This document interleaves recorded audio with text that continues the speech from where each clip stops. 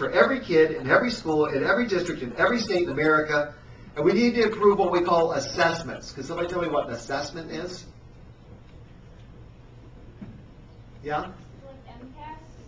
MCAS is an assessment. And what does the verb assess mean? Does anybody know? Yeah. To evaluate how you're doing. Exactly. So we need to improve assessments. You know what's wrong with our assessments now?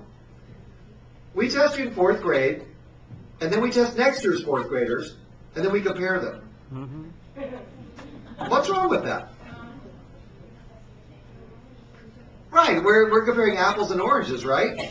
So we're trying to actually change assessments so that when you get a test in 5th grade, we actually see if you learned something compared to when you were in 4th grade, which we think would be much more logical than comparing you to last year's students, right?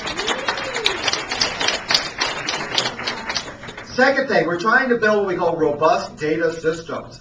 Anybody here ever filled out a form for the federal government? Any of the adults? Okay? How useful was that form for you? I make my point. Not terribly useful.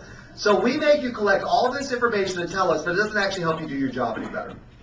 Third thing, we need to recruit, retain, and support effective educators.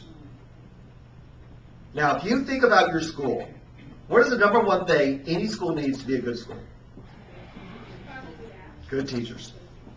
Now, I'm going to tell you this story. I just went to my 25th college reunion 2 weeks ago. Once again, I know I look really young, but you know.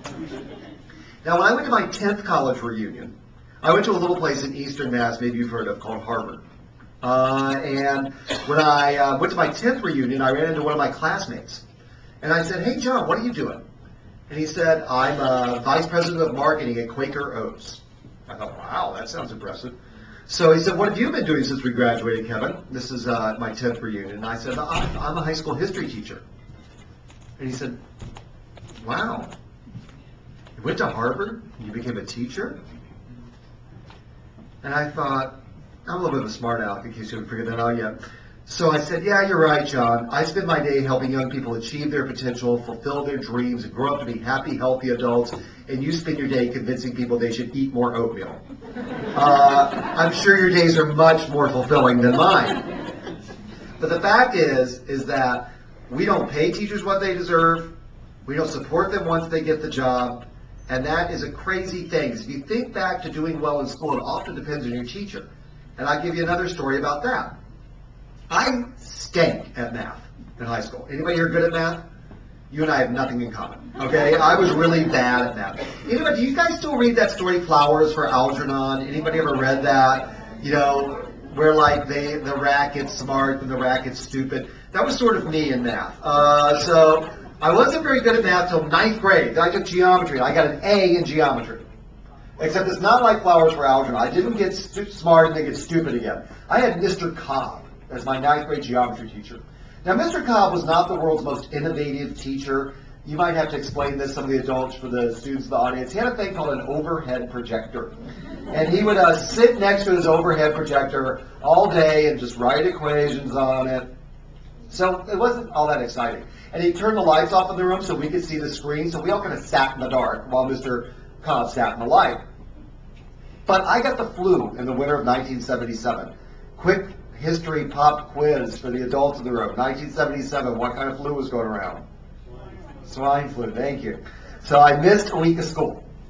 And I came back on Monday. And Mr. Cobb was calling the roll, and he got to my name. He said, "Kevin Jennings." And I said, "Here."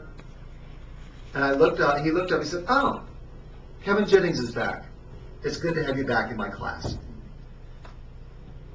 Now at that moment, Mr. Cobb made me feel like I really mattered to him, and that how I did in school really mattered to him. So I worked my butt off in geometry. I didn't get smarter, I just worked a lot harder, and I got an A. He was the first and the last math teacher to ever make me feel like that. So we know that if you want people to do well in their classes, having an effective teacher is going to help. The last thing we want to do is turn around what we call the low-performing schools in America. About 2,500 schools in America account for 50% of everyone who drops out of high school. Now, there are 115,000 schools in America. So that's really bad, and we need to fix those schools above all else. Now, where does my office, which is called the Office of Safe and Drug-Free Schools, fit in? Well, I'm always telling the Secretary of Education, Arnie Duncan, I run the most important office in the U.S. Department of Education for a pretty simple reason, which you know because you're at this conference. Students can't learn if they don't feel safe. Period. End of story. Everything else Secretary Duncan and President Obama want to do is going to fail unless my office succeeds. So what a lot of people do is they say, well, Mr. Jennings, how are we doing? Are our schools safe? And I was a teacher. What do teachers usually do when you ask them a question? They answer you, give you a question back. So that's what I do. What is a safe school would be my first question. What is our standard? In other words, how would we judge it? And how would we assess that or measure it? Problem is, we've had a pretty narrow definition of what a safe school is in America for a long time. Because of horrible events like Columbine, we pretty much think if nobody shot you today at school, you're at a safe school. All right? Now, if that was our definition, we'd have to say that since my office was